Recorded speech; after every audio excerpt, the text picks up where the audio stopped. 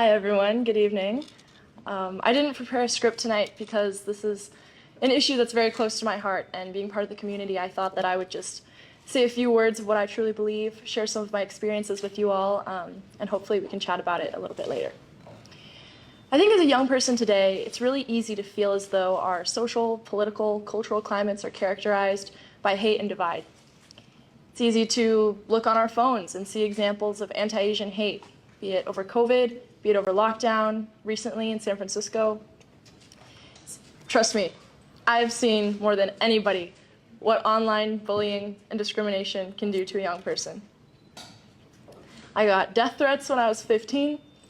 Over the Olympics, there were plenty of people telling me that they didn't support what I was doing and made it abundantly clear in the months that followed. But what really uplifted me were the 100 messages that were positive for every one that was negative. It was the feeling of family, of community, culture, tradition, belief that came from my Asian American, and Pacific Islander friends and family. It was something that made me feel uplifted, made me feel like I belonged, made me feel like I had a family back home, no matter where home was. Getting off the plane in Beijing, ever since I was 2 over the summer, really felt like I was 回家. But landing in San Francisco later, I was back home again too. And I think that's what I learned growing up as a global person. I was able to appreciate different cultures and not compare and contrast them over the same qualities, but really appreciate what each one brought to the table individually, uniquely. It showed me that we are not strong or we are not weak because of our divides. Rather, we are strong because we are unique.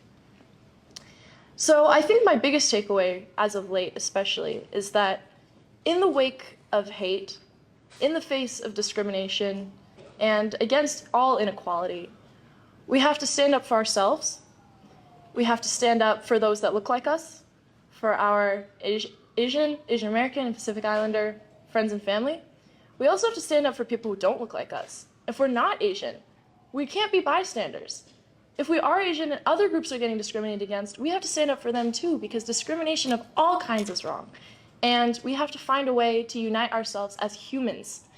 And so what's important now, more than ever, is dialogue, it's communication, it's a sense of cultural tolerance, and an ability to learn and understand one another. So for me, that comes through the mode of free skiing. I think that athletics, particularly skiing, because I think it's so creative and so personal and expressive, it offers this avenue for us to really express ourselves in a deeply human sense, in a way that is not what country you're from, what gender you are, how old you are, but rather what you can do with your body, how you can break your boundaries, how you can make friends and create experiences and share that love with people all around the world. I also think that you can achieve the same means through a bunch of different avenues. For a lot of you, it may be through commerce. It may be through art, food, culture, dialogue.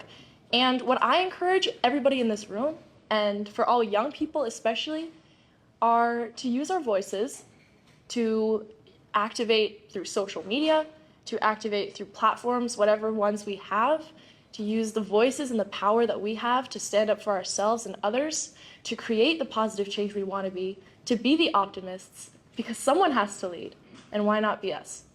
So happy AAPI Awareness Month. I'm really proud of all of us and the work that we've achieved so far. We have so far to go, but I know that we'll get there and that we will all be equal. So thank you.